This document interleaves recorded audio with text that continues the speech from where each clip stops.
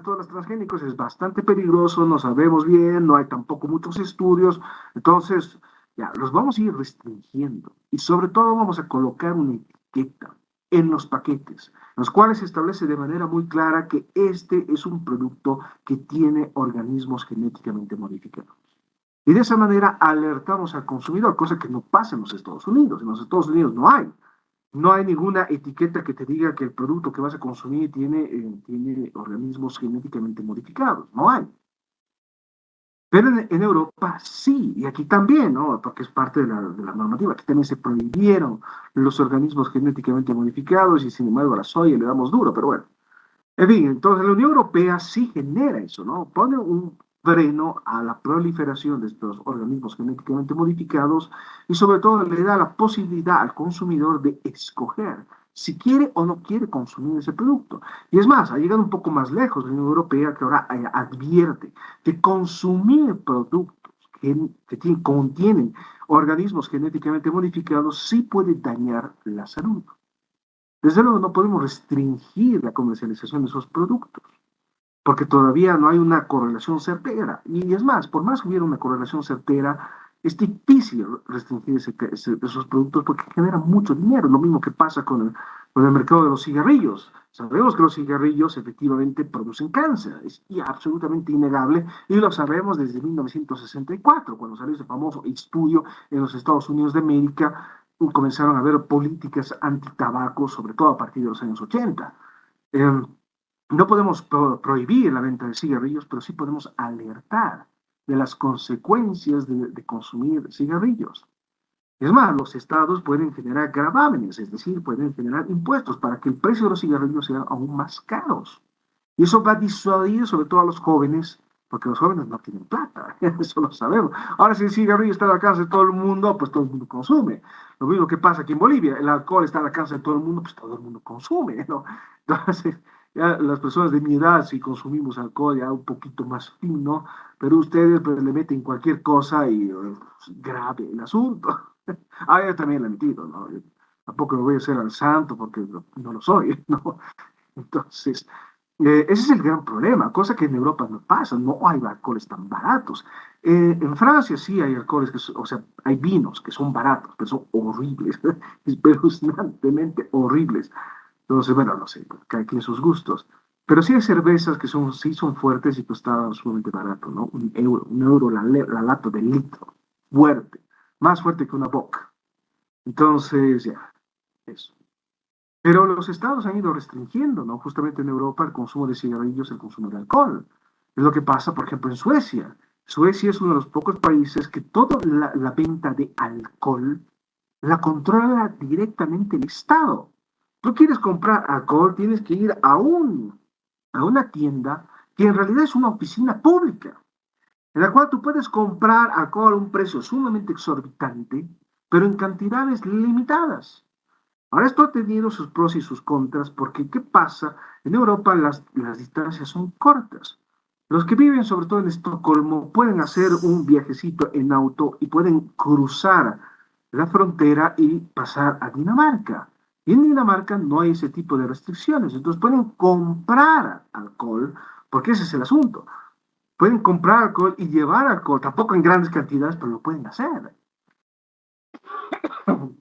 Y pueden transportar también en tren. Entonces, es una forma que tienen los jóvenes de consumir alcohol, sobre todo en Suecia, que tiene estas enormes restricciones, porque sabemos que es un problema. Entonces, como no podemos restringir estos productos, porque es la libertad de comercio, al fin y al cabo, sí podemos alertar a las personas que consumir determinados productos son nocivos. Y ese es el rol que tienen los estados.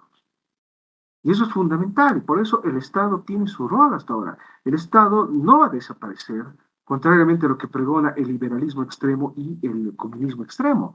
Ambos lados del espectro político pregonan que el Estado, llegado a un cierto momento, tendría que desaparecer, porque se vuelve inútil. Pero el Estado tiene una funcionalidad muy clara hoy en día, que es la de negociar de manera permanente para garantizar qué cosa, el bienestar común. Ahora, salud y educación efectivamente son temas que ya no se los trata mucho porque todos los estados prácticamente han llegado a excelentes niveles de salud y educación, pese a que finalmente la pandemia, el COVID-19, nos ha mostrado cuáles son las limitaciones de los sistemas de salud a la escala mundial. Y era el momento de repensar estos sistemas para volverlos un poco más dinámicos, sobre todo considerando la enorme crisis que se tiene en Europa, en Japón y ya en los Estados Unidos, pero en menor medida, porque los Estados Unidos tienen una alta población inmigrante muy fuerte, pero tenemos el gran problema que tenemos una población en Europa que está envejeciendo considerablemente. Ustedes saben que estos servicios se financian con el aporte de los trabajadores. Tienes tu boleta bien bonita y de tu salario bruto te van a descontar una serie de cosas. Nosotros pagamos el IVA, ¿no? Nada más. Pero en Europa te descuentan un montón de cosas, que puede ser hasta el 50% de tu salario bruto, porque tienes que pagar el seguro social, tienes que pagar la universidad pública, tienes que pagar el conjunto de servicios, porque los servicios son caros y ese es el gran problema. Entonces yo como ciudadano que gano un salario que es fijo y que estoy pagando mis impuestos, estoy financiando directamente estos servicios. Ahora, esto funciona siempre y cuando tengamos una amplia población activa, lo que no, ya no pasa en Europa. En Europa ya no tenemos una amplia población activa. La mayor parte de la población ya es pasiva porque están en edad de la jubilación. La jubilación también es un servicio público, al fin y al cabo.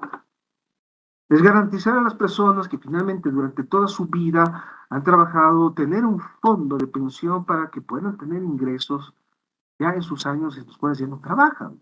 Ahora eso se ha vuelto un verdadero despelote, tomando en consideración que las personas se jubilan muy temprano, digamos, inclusive a los 55 años uno se puede jubilar. Es decir, yo estoy a nada ya de jubilarme, a 12 años de jubilarme, podría jubilar, pero la gente vive hasta los 80, 90 años, inclusive ya están rebasando los 100 años. Europa y Japón son los dos lugares en el mundo donde tenemos la mayor cantidad de centenarios en el mundo. Personas que tienen ya más de 100 años. Es decir, te has jubilado a los 55 años, has vivido 50 años más. Es enorme. Entonces, esto ha generado un problema muy grave porque pone en riesgo la financiación de los servicios públicos. ¿Cómo vamos a financiar si finalmente ahora las personas ya no trabajan? Pasan su vida, su vejez, gozando de su jubilación, viajando, comiendo en lugares bonitos, qué sé yo. Aprovechan todo eso. Y no se olviden que efectivamente las personas cuando ya son mayores requieren mayor atención médica y esto genera un gasto también suplementario hacia el Estado, porque el Estado tiene que cubrir, todo el mundo tiene una seguridad social, todo el mundo tiene un sistema de salud, está afiliado a un sistema de salud. Ahora, si bien los sistemas de salud se han vuelto cada vez más y más restrictivos porque ya no cubren todo, todas las personas tienen la posibilidad de contratar un seguro adicional que es privado para justamente satisfacer las demandas en salud. Y cuando las personas ya son mayores, requieren mayor atención. Entonces, ¿qué pasa cuando tienes una cantidad grande, más del 60% de la población que está envejeciendo y que requiere mayores servicios de salud? El sistema colapsa y es lo que está pasando. De ahí que finalmente durante la pandemia, el COVID, pues vimos que el colapso total de los sistemas hospitalarios, porque no podían absorber la enorme cantidad de pacientes. Los servicios funerarios también colapsaron porque tampoco podían absorber la enorme cantidad de personas que estaban falleciendo en ese momento, sobre todo el primer año, el 2020 ha sido un año catastrófico. Es un antes y un después en la historia de la humanidad, nos guste o no, todo ha cambiado. El mundo tiene otro aire, todo sabe y huele diferente. El mundo nunca más va a ser el mismo.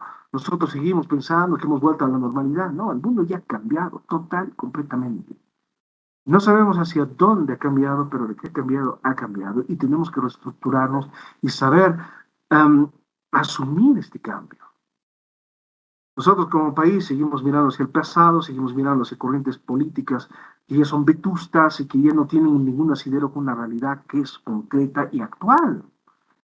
Finalmente, la división entre izquierda y derecha es algo ya que es arcaico y la política se maneja en otros espacios. Pero bueno, En todo caso, ya no se habla tanto de universalidad y accesibilidad, o sea, ya no se habla tanto de educación y de salud. ¿Por qué? Porque los estados ya han garantizado todo eso. Los problemas son otros. Aquí en Bolivia, pues estamos con un serio retraso. Tenemos un pésimo sistema educativo y tenemos un pésimo sistema de salud, y hay que decir las cosas como son. Realmente no es que haya habido un cambio trascendental en la forma como impartimos esos dos servicios. Desde luego ha habido cambios en el discurso político. La ley Avelino Signani funciona, hay información muy discrepante alrededor de todo eso. En función a lo que se sabe más o menos, esto sí fue consensuado directamente con los pueblos indígenas y parte de esta voluntad intercultural de generar un diálogo con las culturas, de generar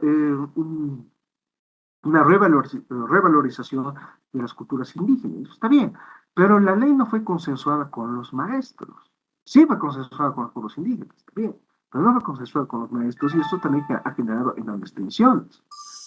En el caso del sistema de salud, pues hemos tenido durante todo este tiempo un conflicto permanente entre el Estado y el sector de salud.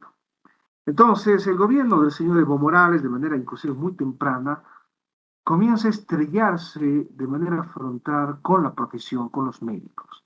Esto ha generado una serie de tensiones. Por eso, durante los conflictos de 2019, una de las facultades más activas dentro de los conflictos fue la Facultad de Medicina, porque el gobierno todo el tiempo les da palo, que no sirven de nada, que son pésimos profesionales, que no trabajan, que no hacen servicio, que son unos mercaderes, que son matasanos, que esto, que el otro, y les llueven una cantidad inconmensurable de oprobios. Llegado el momento, pues todos nos cansamos de recibir insultos. Entonces, ahí ha cometido una torpeza el gobierno. En lugar de revalorizar la profesión médica, la ha ido vapuleando, poco a poco. No, que no sirven de nada, que para qué vamos a tener más médicos, que son malísimos, que esto, que el otro. Y hemos comenzado a apuntalar hacia la medicina tradicional, que bueno, la medicina tradicional no tiene nada de malo, pero también tiene que estar sustentada con investigación científica, ¿no? Eso es muy importante. Ahí sí interviene mucho la investigación científica y se hace ciencia en serio. Y dentro de las ciencias sociales, o sea, bueno, es mi parecer, es mi opinión, que no es muy popular, ¿no? No hacemos ciencia, ¿no? Dentro de las ciencias sociales. ¿Por qué? Porque finalmente el conjunto de variables que nosotros tenemos que analizar es demasiado grande. Y por lo tanto, entre una prueba experimental y otra, puede producirse demasiadas discrepancias. ¿Y eso qué genera? Que hay incertidumbre. Entonces, ¿eso qué significa? Que en las ciencias sociales, pues el nivel de incertidumbre es muchísimo más grande que en las ciencias puras, ¿no? En las ciencias puras el nivel de incertidumbre se reduce considerablemente. Pero de momento la implementación justamente de la medicina tradicional, pues ha quedado un poco en vilo, porque no hay estudios que le estén respaldando. Es un enorme, enorme problema. Entonces hemos apuntado a eso, no, para qué vamos a ir al médico si podemos ir al curandero? ¿Para qué vamos a ir a una consulta que nos cuesta muchísimo dinero si podemos consultar directamente con el chamán del pueblo y que no nos va a cobrar tan caro? Y no, o sea, sí es una perspectiva eminentemente política, pero tal vez no ha sido la mejor decisión. La idea de los servicios de salud es poder generar esto de la universalidad, es decir, que todos tengamos acceso a estos servicios de salud. ¿Cómo vamos a garantizar esa universalidad? Pues en primer lugar, efectivamente, hay que llevar estos servicios de salud ahí donde son necesarios. Y esto también es parte de las políticas que ha implementado el país, Bolivia, desde principios del siglo XX. La primera gran reforma en salud se da durante el gobierno liberal. Se da durante el gobierno liberal a principios de los años, o sea, del siglo XX. El complejo hospitalario de ahí, del hospital de clínicas, ahí, el complejo hospitalario de Miraflores, se construye entre 1910 y 1920, que son los primeros pasos en formalizar un sistema integral de atención al ciudadano, atención en salud, porque no es bueno que la gente se enferme. Si la gente se enferma, se muere. Eso no está bien. Tenemos que precautelar, nos olvida, la misión del Estado es precautelar los recursos de los cuales disponen, entre los cuales se encuentran los recursos humanos. Así de simple. No podemos permitir que nuestros conciudadanos se mueran, no. Y tenemos altas tasas de mortalidad materno-infantil, sobre todo. La segunda gran reforma que tenemos es durante la Revolución Nacional, que va a implementar este sistema de cajas de salud, en los cuales los trabajadores asalariados pueden afiliarse. ¿Para qué? Para recibir atención médica en caso de necesidad. Es un cambio trascendental, porque es la primera vez en Bolivia que efectivamente los trabajadores reciben atención médica en caso de padecimiento de algún accidente, por ejemplo. Lo que pasaba con los mineros? ¿Qué pasa si estás ahí en el interior mina y te cae una roca en la cabeza? Pues si no tienes atención médica, pues te vas a morir. Entonces, todo le permitía a los obreros, a los mineros, tener atención médica. Y desde luego ahí tenemos cifras muy graves, ¿no? Y por primera vez o sea, tomamos conciencia del enorme costo en salud que tiene trabajar en las enfermedades respiratorias, la esperanza de vida de los mineros que no sobrepasaba los 40 años. Entonces era extremadamente grave. Pero se hizo los intentos. Este sistema de cajas de salud eh, se estaban concentrando desde luego en las principales ciudades del país, pero también se intentó llevar postas sanitarias a ciudades que son dichas intermedias y algunas secciones o capitales de provincia que son importantes. Y se hizo el intento, no lo vamos a negar, con sus pros y sus contras y todo eso. Una de las políticas de salud más serias que ha tenido Bolivia es la campaña masiva de vacunación que la hizo ya el gobierno del UDP a principios de los años 80. En 1983, el gobierno del señor Hernán Siles Suazo lanza una campaña masiva de vacunación. Entonces, y ahí efectivamente los resultados son muy claros.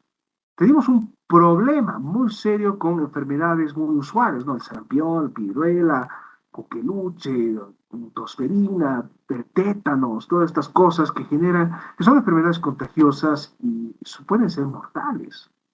La rabia, tenemos un serio problema con los perros. Ustedes saben que la rabia no tiene cura, ¿no? En el momento en que ya se comienzan a manifestarse los primeros síntomas, ya la persona está condenada. No hay cura para la rabia, no hay forma de salvar a la persona. Pero sí se puede prevenir a partir de una vacuna. Entonces, ahí se implementó esta idea de hacer estas brigadas ciudadanas que vayan de puerta en puerta, vacunando a las personas y concientizando lo importante que es ir a consultar con el médico. ¿Está bien? En los años 90 nos damos cuenta que hay un problema un poco mayor. El problema mayor implica que hay una diferencia cultural muy fuerte entre el campo y la ciudad. Y nos dimos cuenta en ese entonces, porque se hicieron estudios que eran muy serios en ese entonces, pese a que eran los neoliberales malditos, pero se hizo estudios muy serios. Establecían de manera muy clara que las personas de ascendencia indígena no consultaban por el médico, no consultaban con el médico porque había una suerte de prejuicio. Desconfiamos del médico, no lo conocemos muy bien. Sobre todo esto era muy evidente en el campo, en el cual las personas, y sobre todo mujeres, no consultaban con los médicos. Preferían curarse de manera, o sea, como se curaban los ancestros, y sobre todo teníamos un serio problema con relación a los partos, porque la mayor parte de los partos, y esto era bastante evidente en los años 80, finales de los 70, 80, e incluso gran parte de los 90, la mayor parte de los partos que se hacían en el área rural, pues se hacían en casa. ¿Esto qué implica? Infecciones, es decir, riesgo considerable de muerte. Para los dos, la madre y el hijo, o el infante, o la infanta, ¿no? Como quieren llamarlo, para evitar categorizaciones oscas. Entonces, problema bastante grave. Entonces, ahí nos dimos cuenta que finalmente el problema es eminentemente cultural. Las mujeres indígenas no les gusta desvestirse, y menos frente a un desconocido. No les gusta consultar con una persona con la cual no tienen confianza. Y por eso era necesario romper estas barreras culturales. Y esto implica una sensibilización de los médicos. También con relación con una corriente a nivel mundial que es la humanización de los servicios de salud. ¿Cuál es el gran problema? Los que trabajan en salud pues tienen una tendencia a tomarlo como un trabajo más, es decir, bueno, ya es un paciente más, punto final, lo tratamos como objeto. Y nos olvidamos que es un sujeto, que es una persona de carne y hueso, que tiene su corazoncito que late y vibra, que tiene sentimientos y que necesita reconfort. Es un gran problema. Y los servicios de salud se han ido deshumanizando lentamente porque finalmente llega el individuo, ya lo vamos a pinchar, lo vamos a escuchar, ya lo botamos, que venga el otro, porque están saturados. Entonces era importante rehumanizar los servicios de salud para garantizar una atención efectiva y sobre todo generar mayor comprensión. Es lo que pasaba que efectivamente cuando las mujeres indígenas iban a un médico, efectivamente las trataban mal, y no lo vamos a negar, en un país que tenía esas enormes barreras raciales en ese entonces y que seguimos arrastrando las mismas barreras raciales hasta el día de hoy. Pero es cierto que los médicos trataban mal a las mujeres indígenas, las trataban de ignorantes, que no sabían nada, que no tenían idea de nada, cuando en realidad el problema no es un asunto de ignorancia, es un asunto cultural. Vienen de otra cultura. Estos médicos que fueron educados de manera occidental no tenían las herramientas necesarias como para tratar con personas que no vienen de esa misma mentalidad. Entonces, la idea era generar una mayor capacitación hacia los médicos para que traten bien a las personas y sobre todo para generar un diálogo efectivo entre estos dos mundos casi inconciliables. En un momento en el cual todavía sigue habiendo un equilibrio todavía bastante considerable entre el campo y la ciudad. Pese que, bueno, ya la tendencia era irreversible. En los primeros grandes éxodos.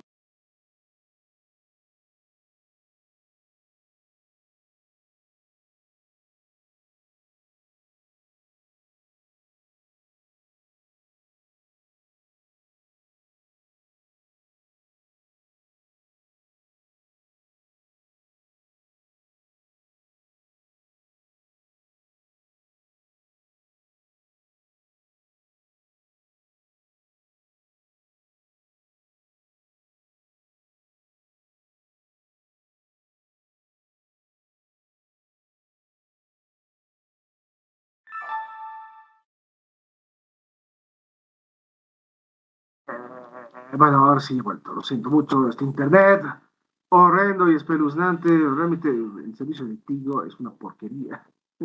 Infinita. Bueno, habrá la posibilidad de cambiar de internet al año, aunque ya no va a servir de mucho. Pero bueno, ya. Bla, bla, bla, bla. Ya, entonces. Me distraen pues estas cosas, ¿no? Pierdo el hilo de lo que estaba narrando de manera tan bonita.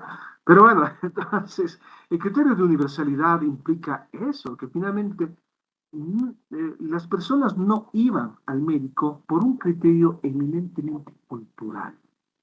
Y para eso era necesario generar puentes entre las culturas. Y era necesario descentralizar los servicios de salud que estaban muy concentrados en las ciudades y llevar estos servicios de salud hacia donde más se necesita, el área rural, porque es un problema. Entonces, en los años 90 se construyeron hospitales rurales en todo lado, no lo vamos a negar. ¿No? Se hizo el esfuerzo de construir hospitales rurales, se hizo el esfuerzo de construir postas sanitarias, inclusive en los barrios se construyeron postas sanitarias, se hizo. Entonces, no es que no, los neoliberales malditos, no, que esto, que lo otro.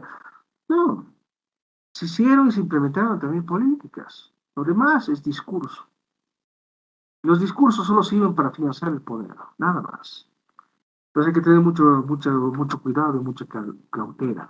La accesibilidad está directamente ligado a eso, que finalmente tenga la posibilidad de ir al médico. Es decir, yo tengo un padecimiento y no importa dónde esté, en qué lugar de Bolivia esté, tengo la posibilidad de acceder al servicio que sea más cercano. Y también el problema de la accesibilidad implica el costo. Los servicios de salud son costosos. Y entonces alguien tiene que asumir ese costo, porque ese es uno de los grandes problemas. Y lo hemos visto durante la pandemia. Ha habido gente que se ha endeudado porque no confiaba en el servicio público o el servicio público ya estaba demasiado saturado, van a las clínicas privadas pues facturan y los servicios son sumamente caros y hay gente que se ha endeudado. para obtener una atención médica, y eso es algo extremadamente grave. Y lo mismo se da con pacientes que tienen enfermedades que son complicadas, ¿no? Pacientes que tienen problemas de riñones, ¿no? Y que necesitan la hemodiálisis, pacientes de cáncer, ¿no? Los tratamientos son extremadamente costosos y pese a que ahora tengamos ese centro nuclear que sirve para tratamiento, igual las personas que tienen cáncer tienen pocas probabilidades de salir airosos de la enfermedad porque el tratamiento es carísimo y además es súper agresivo. Esto requiere mayores cuidados, no solamente que vayas y hagas una sesión de quimioterapia y listo, no. La quimioterapia es un procedimiento excesivamente agresivo, porque ustedes saben que finalmente o sea, la idea de la quimioterapia es destruir las células cancerosas, pero en la quimioterapia no puede hacer la diferencia entre células que son cancerosas y células que no lo son, y por lo tanto destruye todo. Entonces esto va a debilitar a la persona. Entonces esto requiere pues un cuidado adicional y ese es el costo también. Las personas que sufren, que tienen que hacer sesiones de quimioterapia son personas frágiles, que necesitan atención médica de manera permanente, porque después de una sesión de quimioterapia están más frágiles que nunca, porque ni siquiera tienen defensas. Entonces les puede entrar efectivamente un mero resfrío y listo, los despachó a mejor vida. Eso es grave. Entonces, no solamente el tema de la quimioterapia. El gran problema es que nosotros simplemente vemos las cosas de manera muy puntual, ¿no? Este es el problema, ya damos solución. Y no vemos el panorama completo y global de todo esto. Las cosas son mucho más complejas de lo que nos suelen narrar o nos suelen decir. A mí lo que pasó en el año 2019, ¿no? La narrativa que se está imponiendo hoy en día es que finalmente fue una confrontación entre indígenas y no indígenas, cuando en realidad fue algo mucho más complejo que eso, porque el problema no eran los indígenas como tal, el problema era un partido político que estaba desbordando o sea, que estaba abusando de su poder ya de manera demasiado descarada y lo que genera efectivamente resistencia. El poder, cuando es abusivo, va a generar focos de resistencia. Es innegable. Va a generar descontento, porque no todos gozamos de los mismos beneficios que aquellos que gozan del poder. Entonces, porque ese infeliz va a gozar de todo mientras yo me parto el lomo trabajando todos los días y no tengo nada, ningún tipo de beneficio? Pero, en fin, la accesibilidad, la accesibilidad, y estoy perdiendo la voz aparentemente, la accesibilidad está directamente ligado sobre todo al costo. Es caro. Entonces, alguien tiene que cubrir todo esto. ¿De qué manera? Pues complicado, porque las fuentes de financiamiento son limitadas. Lo único que nos queda hacer es negociar de manera más estrecha con el sector privado. Entonces, tenemos una serie de problemas. Había que efectivamente formar a médicos que tengan la capacidad de poder atender a personas que vienen de estratos culturales diferentes. Teníamos que generar una mayor red de cobertura, no solamente construyendo hospitales, pero también equipándolos.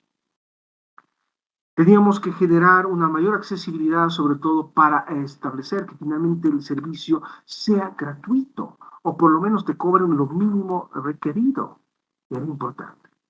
Entonces, para garantizar mayor efectividad de los servicios de salud, hacia donde apuntamos a partir de los años 90 es sobre todo hacia la descentralización, que era parte de esta reestructuración del Estado boliviano.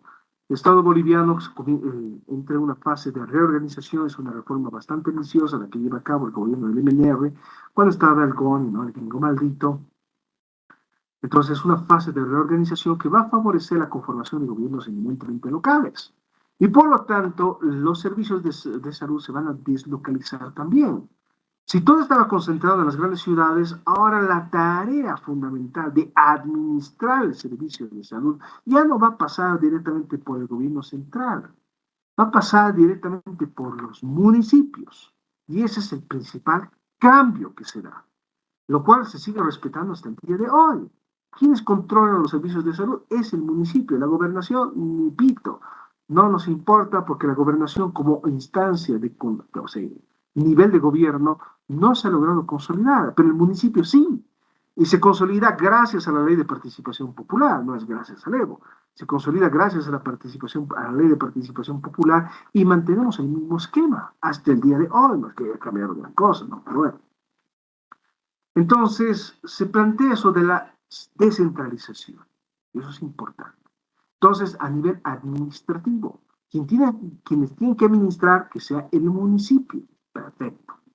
Eso es importante. ¿Por qué? Porque el Ministerio de Salud es lo que hace, no administra el Ministerio de Salud. El Ministerio de Salud define políticas.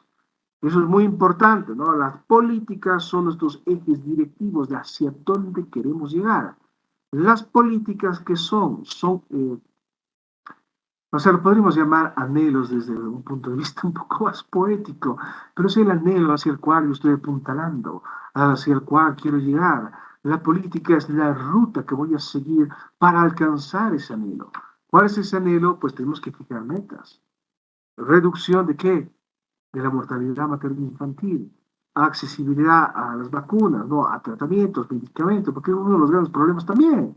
Uno puede ser atendido gratuitamente, ya te han auscultado, te han hecho inclusive varios exámenes, listo, te dan un tratamiento. Y ahora, los medicamentos, ¿quién va a cubrir los medicamentos? Este también es otro de los grandes problemas, tomando en consideración que hay medicamentos sumamente caros y que algunos seguros no quieren cubrir, ¿no? Algunos te dan, otros no te dan, en fin, es grave, porque las personas que padecen enfermedades crónicas, pues están obligadas a comprar sus medicamentos todo el tiempo. Y esto implica un gasto. Ahora, si tenemos seguro y el seguro te cubre esto, es un gran alivio para las personas, porque saben que van a poder acceder a sus medicamentos, porque si no acceden a sus medicamentos pueden morir. Entonces, ese es el asunto, ¿no? La salud no se puede administrar como cualquier otro bien, ¿no? O sea, no es posible. Por eso la administración de salud no es lo mismo que administrar una empresa, ¿no? Es completamente diferente. Pese a que aquí tenemos este sistema privado como la Clínica Foyanini, ahí en Santa Cruz, que sí se administra como una empresa, y lo cual es totalmente, o sea, escandaloso, porque no es posible. No puedes administrar tu clínica o tu hospital como una empresa, no es posible, porque es un servicio público. Nos gusta nada, por más que seas privado, sigue siendo público, porque nos concierne a todos. Esa es la idea. Entonces, nosotros a partir de los años 90 hemos apuntalado hacia la descentralización administrativa, pero las políticas siguen siendo direccionadas por el Ministerio de Salud. El Ministerio de Salud dicta estas políticas, que son un conjunto de acciones que vamos a tener que seguir para alcanzar una meta establecida. Esta meta establecida puede expresarse en varias cosas: reducción de la mortalidad materna infantil, mayor vacunación, mayor salud preventiva, menos embarazos no deseados, en fin, puede ser un montón de cosas. Y eso hace el Ministerio de Salud. Ahora, ¿qué es lo que tenemos? Justamente, cuando llegó el gobierno del señor Evo Morales y se instauró el Estado plurinacional, el Estado plurinacional parte de esta idea que es autónomo, es autonómico, así lo establece la Constitución Política del Estado. Pero esta autonomía como tal nunca se logró consolidar. Porque, como bien les comentaba, en algún momento dado, esto de la autonomía no fue algo que estaba previsto por el Estado plurinacional. Fue algo que le fue impuesto, porque estábamos en esta enorme confrontación entre estos departamentos que eran disidentes y este gobierno indígena que estaba buscando una reforma total de la Constitución Política del Estado. Finalmente, para aprobar la Constitución Política del Estado, los sectores de oposición imponen dos cosas. Uno, lo de la autonomía, y dos, no a la reelección perpetua. Y son los dos grandes triunfos. Y finalmente no funcionaron, ¿no? Pero porque el Evo quería seguir siendo presidente y se va a candidatear otra vez, y quién sabe si salga o no salga, ya veremos, pero de que va a seguir siendo candidato eternamente, va a seguir siendo candidato eternamente, de eso no hay ninguna duda, y la autonomía pues está en estado de coma desde el mismo día de la promulgación de la ley marco de autonomías, porque no hay voluntad política para ponerla en marcha. Entonces, en los hechos no se produjo un fortalecimiento de los gobiernos locales, se produjo más bien una recentralización de todo. Entonces, un retroceso administrativo. Si en los años 90 habíamos hecho un esfuerzo para poder descentralizar, allá a partir de los años 2010 sobre todo, todos los esfuerzos están concentrados ¿para qué? Para recentralizar todo y que todo recaiga en el órgano ejecutivo. lo cual es un esquema bastante deficiente, altamente problemático y sobre todo peligroso. Porque la idea de la descentralización es cuál, que finalmente todas las entidades autónomas puedan tomar decisiones sin tener que recurrir al Estado central. Y las decisiones las tomamos en urgencia y no podemos esperar la aprobación del Estado central. Como el tema del censo, efectivamente, ¿por qué no tiene que ser el Estado central? Lo podrían hacer también los departamentos, porque hay gobiernos departamentales. Pero no, el Estado central tiene que garantizar, no es el órgano ejecutivo el que aprueba y se acabó, todos se centralizan al órgano ejecutivo. Y hasta que le dé la gana al órgano ejecutivo de aprobar algo, pues pueden pasar muchos meses e incluso años. El censo supuestamente se va a desarrollar en 2024, no va a ser el 2024. 2024 se va a presentar otra excusa, el 2025 ya estamos en año electoral, será, en el mejor de los casos, el 2026. No veo otra salida, pero bueno, también me puedo equivocar y espero equivocarme, la verdad. Sí, lo espero, porque se avecina algo grave, pero bueno, esperemos equivocarnos en nuestras apreciaciones. Pero bueno. Entonces, hemos pasado de este modelo descentralizado a un modelo excesivamente centralizado y finalmente no ha generado mejores resultados. Esto ha generado más que todo una pugna de poder entre los municipios, el Estado central y las gobernaciones, sobre todo en Santa Cruz. Está diciendo, un minutito, yo también aquí tengo mi rol que ocupar, o sea, ¿qué hago yo en temas de salud? Pues no haces nada, ¿cómo que no voy a hacer nada? A ver un ratito, estoy autónomo. Es que tengo la capacidad de poder hacer algo. Entonces entramos en esa pugna muy fuerte entre diferentes niveles de gobierno que entran en contradicción permanente y lo que se explicaba en algún momento dado, que no hay coordinación entre los mismos y por lo tanto se sobrepone la voluntad del órgano ejecutivo. El órgano ejecutivo lo controla absolutamente todo y es lo que le da a Bolivia un rasgo eminentemente autoritarista. Ahora, el señor Evo Morales, con relación a esto de la ley del censo, estaba criticando que si es un pacto con los neoliberales, que hemos vuelto a los tiempos de la...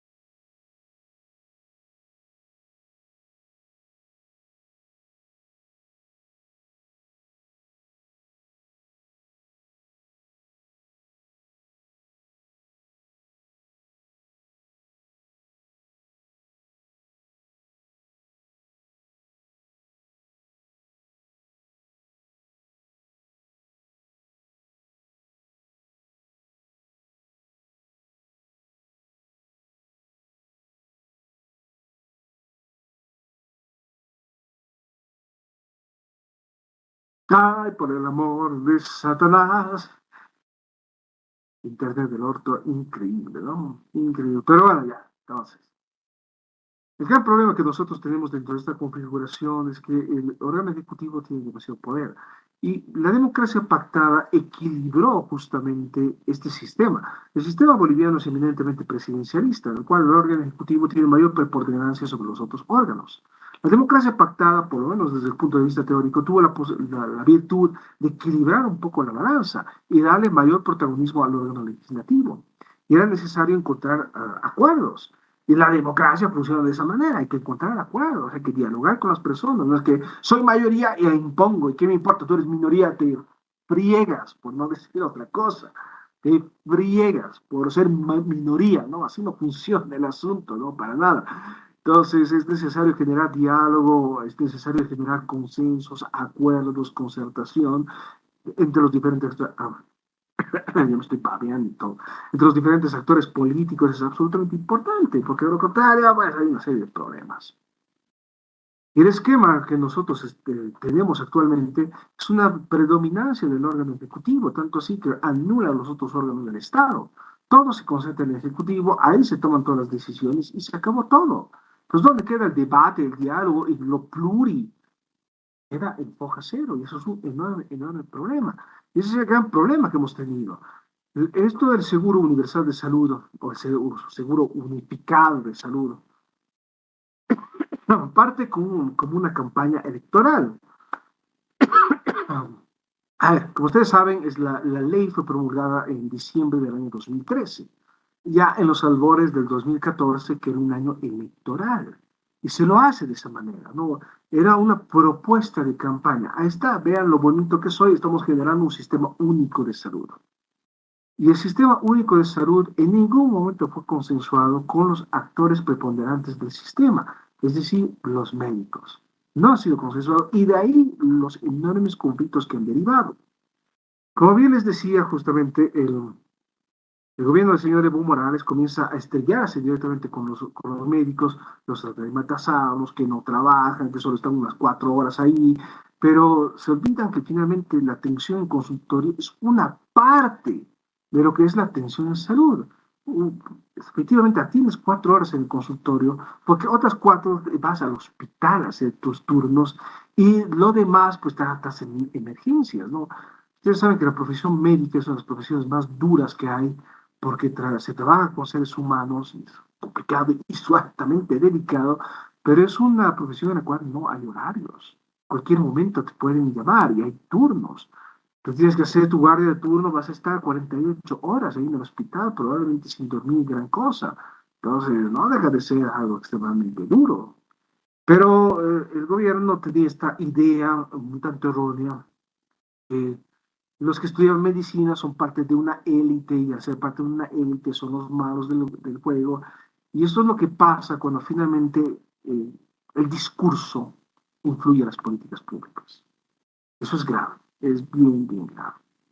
El discurso está bien, el discurso sirve para conseguir votos, el discurso no hace políticas, el discurso genera promesas, nada más. Pero el discurso no va a ser política. Las políticas se las toma desde una perspectiva eminentemente pragmática en función al sobrevaluados, que es lo mejor. A veces las decisiones tienen que ser duras. Nadie quiere tomar decisiones duras porque seguimos pensando en la campaña. Yo quiero ser reelecto y por lo tanto no voy a hacer nada contra mis futuros electores. Eso es algo muy grave. Pero bueno, en todo caso, este sistema unificado de salud, sus se lo impone como una propuesta de campaña, se lo hace sin ningún tipo de consenso. Se trata de justamente generar un sistema un poco más eficiente de administración y control. Está bien, tomando en consideración que justamente la administración recaía en los municipios, a partir de esta reestructuración, la administración va a recaer nuevamente en el Ministerio de Salud, lo cual ha generado enormes problemas, porque ¿qué va a generar todo esto? Mayor burocracia. Es así que finalmente, si yo quiero tramitar mi baja médica, porque tengo la posibilidad de eso, ¿no? O sea, yo tengo baja médica, entonces me voy a mi casa, pero me siguen pagando. Es importante. Pero si yo estoy enfermo ahora y tengo que ir a tramitar mi baja médica y tienen que pasar por este engorroso sistema administrativo, pues pueden pasar varios meses. En esos meses hasta me pude ver muerto, ¿no? Entonces es un enorme problema porque esta atención tiene que ser inmediata. No puedes tramitar esto de la baja médica en 3 meses, no es posible. No puede ser concebible. La baja médica te la tienen que dar de manera inmediata. Porque de lo contrario, por enfermedad, algunas personas hasta pierden su trabajo. Pero finalmente la enfermedad no es algo que controlamos, no es que nos enfermamos a propósito. Simplemente se da la situación. Ahora, que podemos prevenir la enfermedad, desde luego que sí. ¿Qué manera vamos a prevenir la enfermedad? Como bien les vengo diciendo de manera un tanto insistente, es a través de la alimentación. No quieres enfermarte, entonces no comas pollo frito. A ver, ya un ratito. ¿Sí? A ver, ya, por favor, a ver, alimentate mejor. No quieres enfermarte, entonces toma tus recaudos. Pero la enfermedad es algo que no controlamos, no podemos controlar. A todos nos puede pasar, nos podemos enfermar en cualquier momento. Y muchas veces hay enfermedades que son silenciosas. El cáncer es una enfermedad silenciosa. No sabemos en qué momento se puede desarrollar el cáncer. Por eso es necesario tener un monitoreo constante. Porque eso sí es es silencioso. En el momento en el cual comienzan a surgir los primeros síntomas, la situación ya puede ser muy tarde. Es el caso de un tío mío, ¿no? Tío se lo veía bien, ¿no? Ya era una persona mayor, ya tenía más de 60 años, ciertamente, pues se lo veía bien. Estaba muy activo hasta que comenzó a sentir algunas dolencias. Fue al médico, listo, cáncer de páncreas. 6 meses fulminado. Entonces, eso es grave, es grave. Y el cáncer se puede ir desarrollando a lo largo de varios años y por eso es absolutamente necesario hacer controles médicos de manera constante. A mí, por ejemplo, los médicos fueron bastante claros al decir que sí, tengo que estar monitoreado de manera constante por mi problema de asma, porque tengo un cuadro crónico y tengo un nódulo ahí en el pulmón que podría convertirse en cáncer, ¿no? Entonces, la situación, o sea, tengo que estar bajo monitoreo. Ahora yo tengo la chance de tener el seguro universitario. El seguro universitario me permite tener este tipo de atención. Y mal que mal, el seguro universitario funciona con todos los problemas que tiene, ¿no? Y no lo vamos a negar que también tiene una serie de problemas. Pero de que a mí me permite estar monitoreado, me permite estar monitoreado. Si no tuviera el seguro universitario, tal vez sería más complicado hacerme ese monitoreo constante. Y tal vez no tendría acceso a todos los medicamentos que tengo que consumir para mantenerme más o menos bien. Entonces, es grave el asunto. Pero bueno, la idea de la administración dentro de este sistema unificado es que todo pasa nuevamente por un sistema eminentemente centralista. ¿Por qué? El argumento era este. Los médicos ya durante todos estos gobiernos neoliberales han hecho lo que bien les ha dado la gana y esto ya no puede ser. No, no puede ser. No puede ser que los médicos hagan lo que les dé la gana. Por lo tanto, ahora el Estado los va a controlar. Ahora, ¿cómo vamos a generar control? Ahora nosotros tenemos esta visión tanto extraña de que el control es verificar que el individuo esté en su fuente laboral. Ese es control, estamos controlando. Ya, vamos a ir a ver, ¿está o no está? Así está, listo y se acabó. Pero ese no es el control. El control es tener resultados adecuados. Entonces, el control se hace en función a qué cosa, al número de pacientes atendidos, número de pacientes que ya no han vuelto, número de pacientes que son crónicos, número de enfermedades graves que se han tratado, o qué tipo de operaciones se tratan. En fin, todo eso genera control. No se olviden que también una de las principales funcionalidades del Estado, y por eso es complicado el Estado, porque son muchas cosas a la vez, es generar datos. Y para eso yo necesito pues un ejército de personas que estén recopilando datos de manera constante y permanente. No solamente en los momentos del censo, no, tengo que generar datos de manera constante. Y ahí se genera el control. Yo tengo que verificar cuántos pacientes son atendidos al año, cuántos de estos pacientes han sido atendidos con prontitud, cuántos de estos pacientes están satisfechos realmente, cuántos de estos pacientes vuelven, porque una cosa es que vayas al médico, otra cosa es que vayas a tus consultas de rigor. ¿Ya? Porque así funcionamos nosotros, ya me siento mejor, ya, ¿para qué voy al médico? Estoy bien, cuando en realidad tal vez no me he curado del todo y sigo arrastrando las secuelas de una enfermedad. Es el tema del COVID. El tema del COVID ha generado una serie de secuelas graves, pero ¿cuál es el tema de fondo? Que para paliar las secuelas, pues tengo que hacer mis controles. Ay, no, que ir al médico, que esto, que no, otro, en primer lugar es muy caro, en segundo lugar voy a estar ahí sentado todo el día, que no, que tengo otras cosas más importantes que hacer, y eso es un problema. Entonces, el control no es solamente verificar que el médico está ahí, que esté cumpliendo sus 8 horas de trabajo. No. El control implica verificar la calidad del servicio y verificar si el usuario realmente está contento con la calidad del servicio y haciendo un sondeo así a ojo de buen cuero, pues sabemos muy bien que la calidad del servicio no es la mejor y que la gente no está contenta con el servicio ofertado porque los tiempos de espera son largos. Y eso pasa en todo el mundo, ¿no? Yo cuando vivía todavía en las Europas, así ya en otra vida, pues yo tenía que consultar con el médico, ya era en abril, mi consulta iba a ser en septiembre, porque es así, los servicios están saturados. Y aquí igual, lo mismo, tienes que hacer cola para sacar ficha, o sea, los temas de las fichas se ha convertido en algo total y completamente inhumano porque para sacar ficha, pues tienes que ir temprano en la mañana, tienes que dormir ahí en la calle, para conseguir la ficha, porque vas a media mañana y ya no hay fichas. Es un despelote total. Es absolutamente increíble. Y eso un sondeo a ojo de buen cubero. Esto hay que hacer estudios cada vez más y más profundos. Con relación a al sistema de salud en Bolivia, pues no sabemos gran cosa. No hay muchos estudios. Nadie está estudiando el asunto. No tenemos ni siquiera una historia general de la salud pública en Bolivia. No, no tenemos nada de eso. Todo está por hacerse aquí en Bolivia. Y esto implica hacer pues trabajo de archivo, hay que ver de dónde sacamos información, porque información medio que no hay. Y eso es sumamente grave. Ay, no como tos eterna. Pero bueno, así nomás es el asunto, jóvenes y jóvenes. Entonces, la idea de generar mayor control es generar mejores resultados y sobre todo verificar la calidad del servicio. Sabemos que el servicio es malo, sabemos que tenemos una pésima concepción del servicio de salud público sobre todo. Sabemos que finalmente si tienes dinero te vas a salvar y si no, pues ni modo, te vas a morir muy probablemente y seguimos en esta misma situación que no ha cambiado mucho en los últimos tiempos. La idea del SUS estaba fundamentada también en qué cosa, en la coordinación. Ese es el principal argumento, ¿no? El sistema público estaba fragmentado, ese fue el argumento que se lanzó allá ya en el lejano 2013, ya van a ser 10 años, ¿no?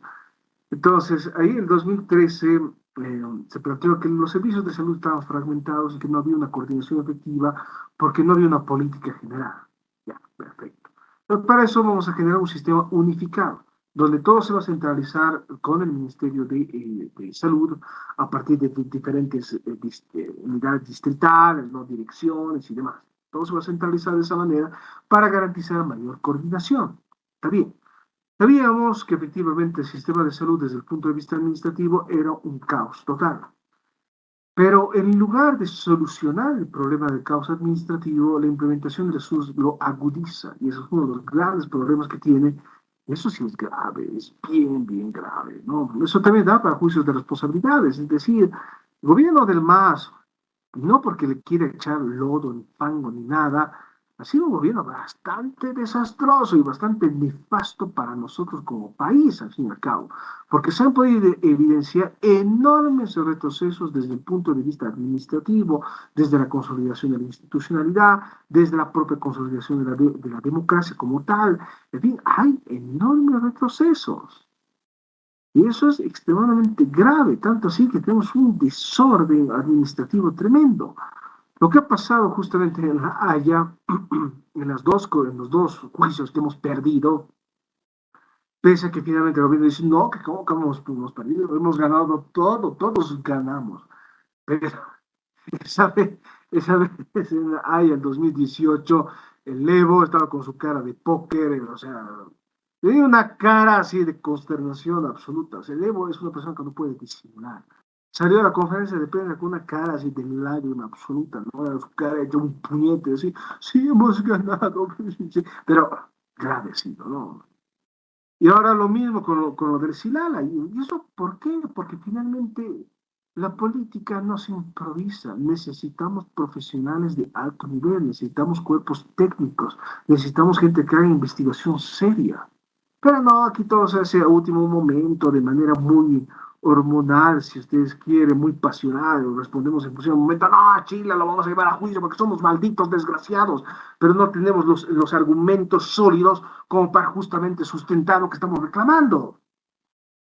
Entonces ha sido extremadamente grave porque esos dos diferendos con Chile que teníamos desde hace mucho tiempo todavía han sido saldados, ya no hay más. No se va a hablar más de los temas siguientes, ni del tema del mar, ni del tema del Sinala. Se acabó. Y eso también puede generar una situación de juicio de responsabilidades. ¿Por qué? Porque genera un daño a la soberanía del país. Porque el tema marítimo está en la constitución política del Estado. Y dos, es un daño económico porque esos juicios han costado bastante caro. Hemos tenido oficinas que han funcionado en La Haya de manera casi permanente. Durante todo este tiempo ya se les ha pagado a los funcionarios como lo que son funcionarios diplomáticos. Se les paga fuerte. Pero eso es un daño económico, porque ¿cuál ha sido el resultado? Ninguno.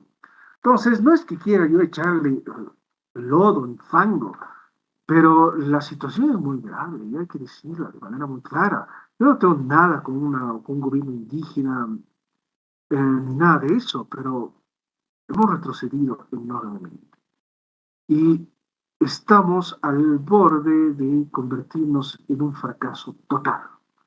Entonces, no veo muchas soluciones al Estado plurinacional. El Estado plurinacional se construye con buenos pilares, con buenos fundamentos, con una buena intención, pero es el gobierno del MAS el que se empecina de manera tosuda en pisotear todos los valores que construyeron el Estado plurinacional.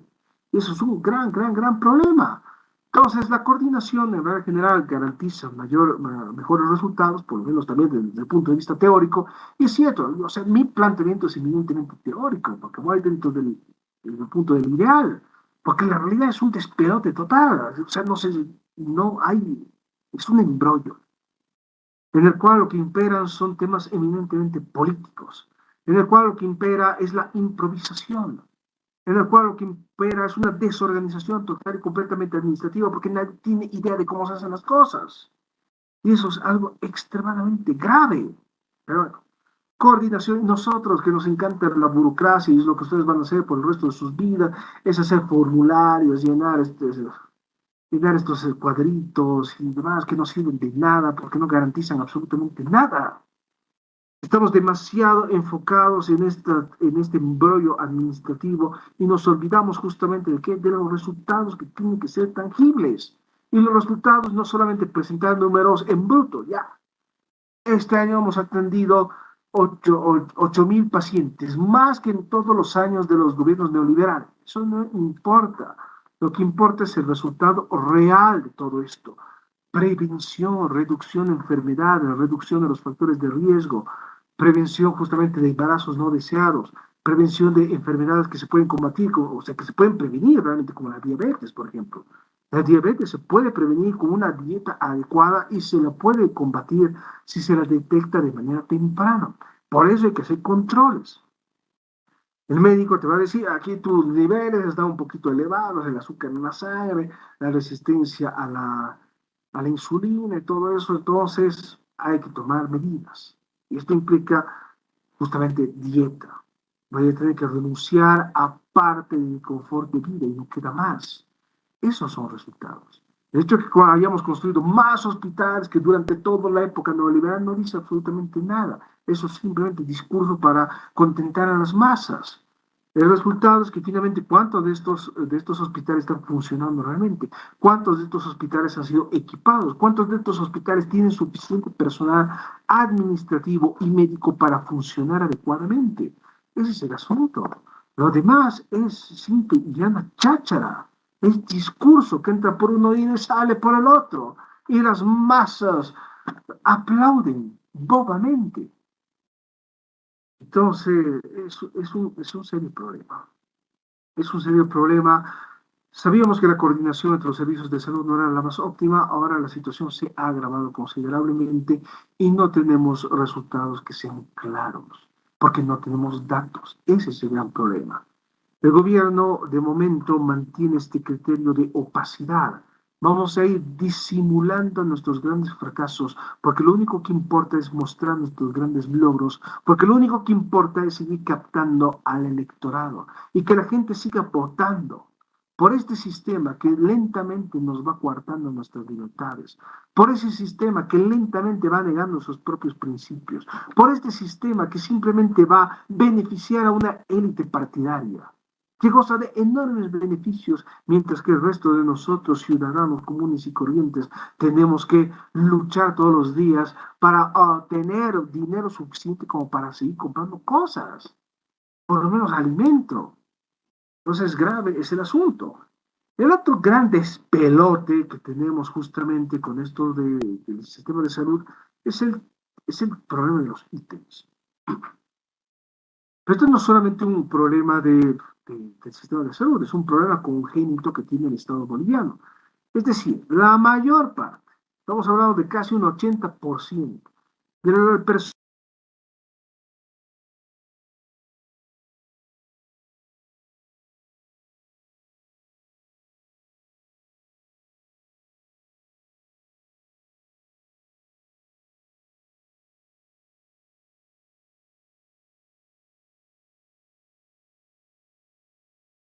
se iba al diablo el internet. Estoy volviendo. Disculpas. Entonces, el otro gran problema es que tenemos este asunto de de los ítems. Es decir, el 80% de los trabajadores en los servicios de Estado es personal eventual. Y no podemos funcionar de esa manera. Necesitamos personal permanente. Y eso es una disfunción bastante grave.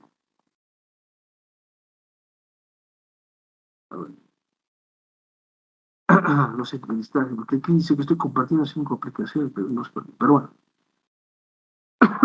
Ya, entonces, el asunto es ese, ¿no? Necesitamos consolidar la carrera administrativa, necesitamos consolidar el empleo que esté asegurado. Finalmente, todos estamos en una inseguridad laboral atroz, porque un día trabajamos bueno, un día, durante un año, porque los contratos en regla general son anuales. Durante un año trabajamos, pero nada garantiza que el siguiente año nos van a volver a contratar, nada garantiza eso. Y vivimos en esa incertidumbre. Por eso, finalmente, el fin de año es una etapa que es problemática, porque el fin de año son las fiestas y esto implica gastos. Y en enero, pues ya no recibimos sueldo. Y hasta que consigamos trabajo, pues puede pasar un cierto tiempo y es complicado, es grave. Enero es el mes más triste del año porque nadie tiene dinero y pocos tienen trabajo. Entonces, grave es el asunto, grave, grave. Y la idea justamente del SUS era haber generado mayor cantidad de ítems para contratar mayor personal permanente, cosa que no se hizo y sigue siendo un mismo despelote con relación a los ítems. Es más, ha habido enormes denuncias con relación a varias dependencias de los servicios de salud, como el CEDES, por ejemplo, el cual dice, no, llega un nuevo director y saca a todas las personas y mete a otras personas, y eso es un problema enorme. Es un problema que nunca hemos logrado solucionar en Bolivia. Esto era un problema ya evidente en 1825, sigue siendo un problema hasta el día de hoy. ¿Qué pasa? No hay continuidad de la administración pública porque, ¿qué pasa? Cambia la cabeza y todos cambian. Cuando en realidad hay que garantizar que este personal administrativo sea permanente, porque de esa manera se garantiza la continuidad de las políticas públicas. Y la lealtad de este personal, que ya es permanente, no es hacia un partido político o hacia un padrino o un benefactor, es hacia la institución que lo está albergando. Pero nos olvidamos de todo eso y finalmente hay que cumplir las promesas de campaña. Y finalmente, si tú me has ayudado con mi campaña, listo, aquí tienes tu carguito y se acabó todo. Entonces, no funciona de esa manera. Y tenemos un déficit de ítems en todo lado. Sí, ¿qué ha pasado, Alison? ¿Quieres intervenir aparentemente?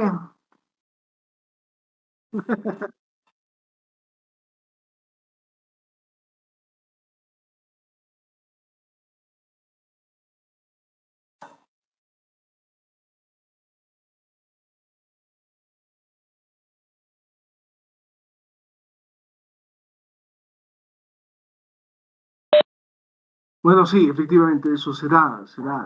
Sabemos que efectivamente hay gente que comercia con estos de los ítems, te dice, ah, ¿quieres entrar? Te vendo el ítem, me pagas $5,000, $10,000, $20,000. Efectivamente, hay un comercio negro de ítem. Es decir, es gravísimo el asunto este. Entonces, es grave, es muy grave. Es cierto que cuando ya tienes ítems es muy difícil que te puedan remover, pero hay un déficit de ítems. Es decir, los ítems que están disponibles son escasos y por eso mismo se produce un mercado negro de ítems. Grave, gravísimo, todo esto. El otro gran problema que debemos enfrentar es esto del equipamiento. Equipar unos hospitales o dependencias médicas es extremadamente costoso. Y las herramientas, por ejemplo, las máquinas para sacar radiografías, se van actualizando cada cierto tiempo. Tú te has comprado un equipo y es lo que pasa, ¿no? Yo tengo un amigo médico que me decía, equipar mi consultorio me ha costado como más o menos $50,000.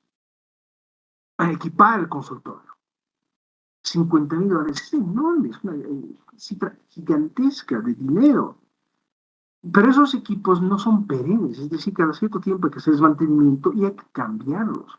Y cambiar esos equipos es caro. Yo me acuerdo cuando era niño, todavía iba al dentista y el dentista tenía este su taladro que funcionaba a pedal. Así funcionaba, le metía con su pierna, hacía funcionar el taladro y con eso me taladraba las muelas.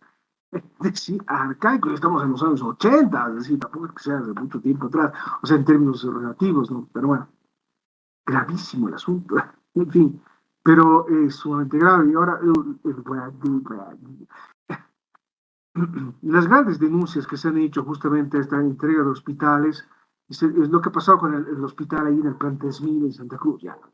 Se ha entregado el hospital, perfecto, todo con bombos y platillos, el hospital está ahí, pero no funciona. ¿Por qué? Porque no hay ni personal y no hay equipos. Y eso es lo grave del asunto. Complicado. Eso como un panorama muy general y muy global de esta situación que, bueno, evidenciamos todos los días. Desde luego, no deja de ser mi perspectiva de las cosas, que desde luego está fundamentada por relación a las cosas que uno investiga, pero no deja de ser mi visión de las cosas. Y desde luego, tienen todo el derecho de discrepar. Lo otro que tenemos pendiente es que finalmente el día lunes tenemos el examen, el tercer parcial, y el día viernes van a tener que entregar el trabajo final y lo vamos a tener que revisar ahí nomás. Así que lo van a tener que imprimir, lo voy a tener que ver ahí delante suyo para preguntarle algunas cosas, porque hay cosas medias turbias en esos sus trabajitos. Entonces, les concedo el beneficio de la duda, pero me parece que es algo medio turbio. Tengo que verificar y no me queda más. Entonces, los del parcial, el día lunes, tenemos que definir el horario. Y vamos a definir ahorita, porque después si les digo que se organicen, no se van a poder organizar, entonces vamos a tener que votar ahora. A ver, es Dayana, ¿quieres decir algo? Disculpe, ¿hay que imprimir el trabajo? Sí, sí, sí, van a tener que imprimir el trabajo y lo tenemos que revisar. Ahora, si no pueden imprimir, lo podemos revisar de manera virtual, pero tienen que llevar el trabajo. Eso es importante. ¿Está Licenciado, claro? ¿cuándo hay que presentar? El viernes 9. Ya, licenciado. Ya, el viernes 9, no, eso estamos quedando. Ya, eso por un lado, ya. Entonces, primero, lo primero. El día lunes disponemos de dos franjas de horario, es decir, en la mañana o en la tarde. ¿Qué quieren hacer? ¿Quieren hacer una mañana o quieren hacerlo en la tarde? ¿Quiénes quieren hacer una mañana? Levanten la mano.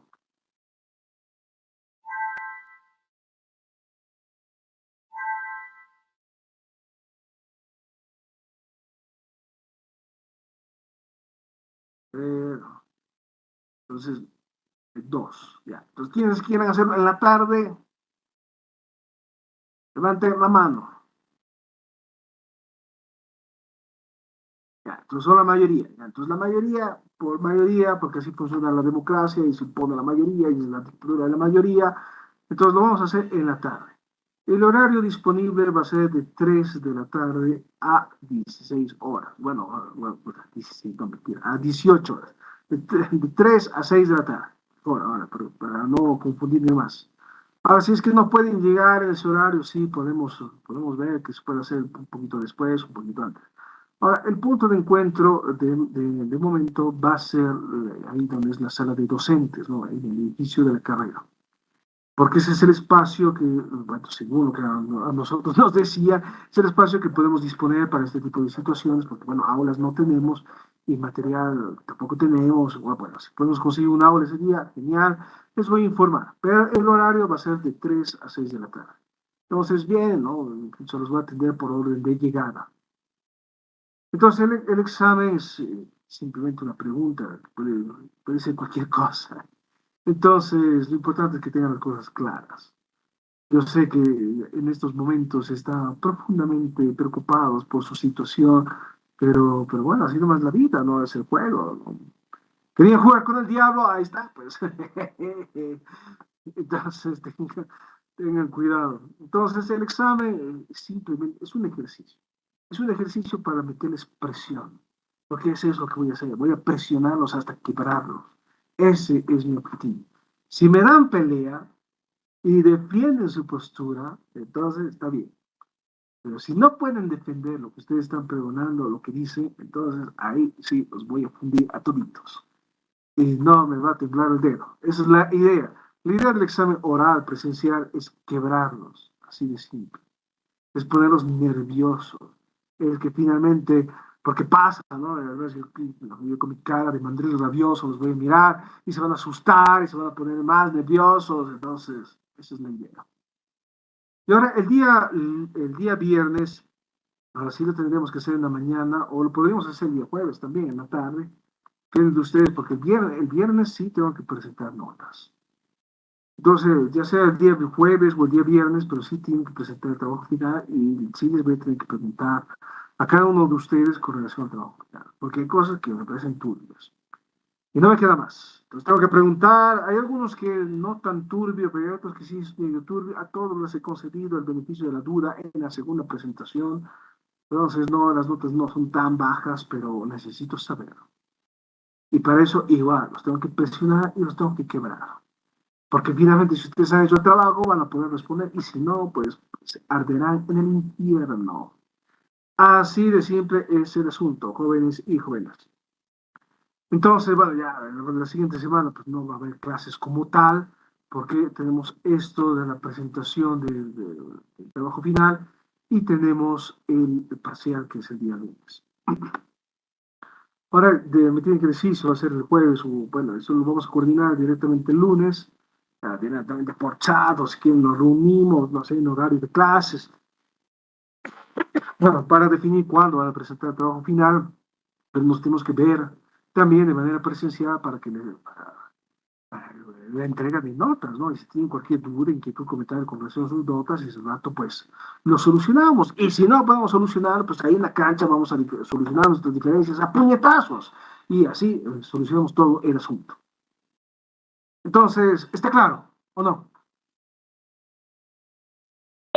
Licenciado, disculpe, Sí, ¿qué ha pasado?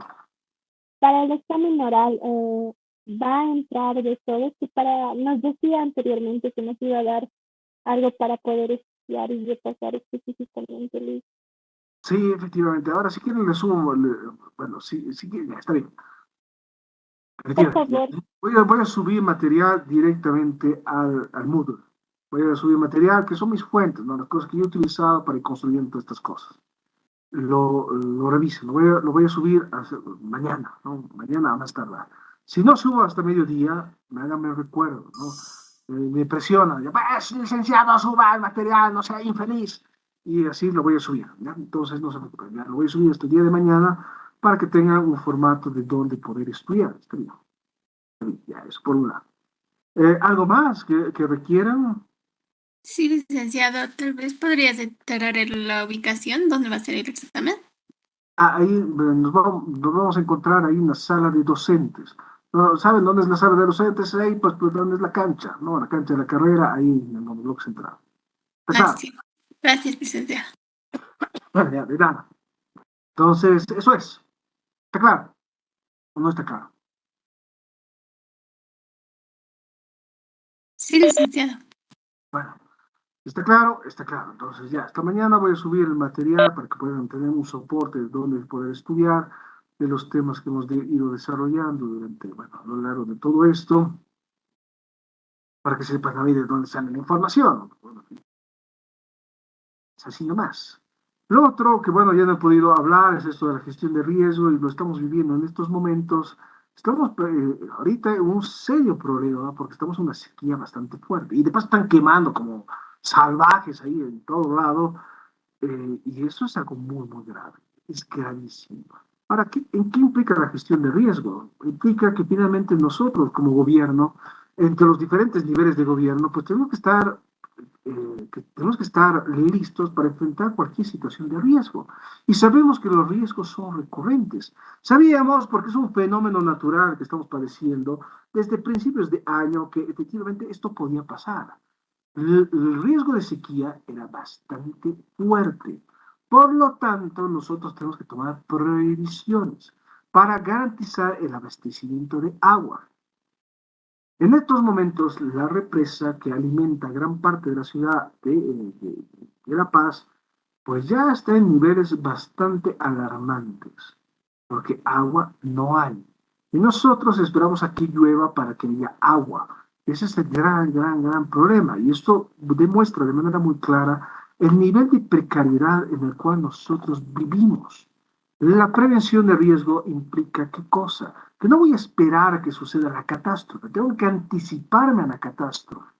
Y tengo que prever todos los mecanismos necesarios para mitigar el impacto de una catástrofe. Y sabemos que hay inundaciones, sabemos que hay sequía, sabemos que hay fenómenos meteorológicos, desde luego puede haber elementos fortuitos. Esto de la quema y del famoso chaqueo es un crimen hacia la Pachamama. Y eso es algo que finalmente el Estado plurinacional se hizo de la vista gorda e inclusive lo ha ido alentando. ¿Y quiénes hacen esto del chequeo? En regla general lo hacen estos sectores interculturales. Y esto es algo extremadamente grave porque sí es un crimen hacia la naturaleza. Sobre todo con esta enorme cantidad de incendios totalmente descontrolados y que estamos padeciendo ya de manera mucho más fuerte desde el año 2018, ¿no? Desde el 2018 se produjeron los incendios masivos, se agudizó el año 2019, continuó el año 2020, el 21, el 22, seguimos en lo mismo. Es decir, Bolivia es el país que más está desforestando en América Latina. El que más, la mayor tasa de desforestación está aquí en Bolivia. Y eso es algo grave porque es un crimen hacia la naturaleza. Pero nos hacemos de la vista gorda porque hay que seguir contentando a los electores y eso es algo extremadamente grave. Lo del chequeo es un crimen, pues se lo tiene que considerar como tal. Porque la madre tierra tiene derechos y fueron promulgados con bombos y platillos. Entonces, eso es sumamente grave. Ya, entonces con eso ya cerramos todo esto, que bueno, he sido preparado con tanto amor y cariño para todos ustedes. Espero que algo hayan aprendido. Y si no, pues ni modo, si no, esa es la vida. Pero no se olviden que la idea es que ustedes lean por cuenta propia. Uno aprende más leyendo que yendo a clases. No sé, esa es mi perspectiva. Para mí ha funcionado de esa manera. Pero les deseo siempre todo lo mejor, espero que se cuiden mucho, espero que estén bien siempre, hoy, mañana y siempre. No se olviden que estamos aquí para ayudarlos, no estamos aquí para fregarlos, estamos aquí para eso. Vamos a ayudar siempre hasta el final. Y cualquier duda que tengan, no duden en consultar. Estoy aquí para eso, siempre les voy a responder.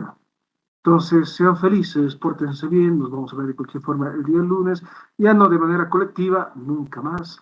Entonces, de momento, pórtense bien, sean felices, cuiden de los suyos, disfruten de la vida. Y sobre todo, sigan leyendo. Leer es importante en esta vida, porque no querían nada que la lectura, que esto, que lo otro. Ahora tenemos este sistema de los audiolibros, funciona bastante bien. Si tienen ocasión, pues lean o escuchen el audiolibro, les va a ser bastante bien.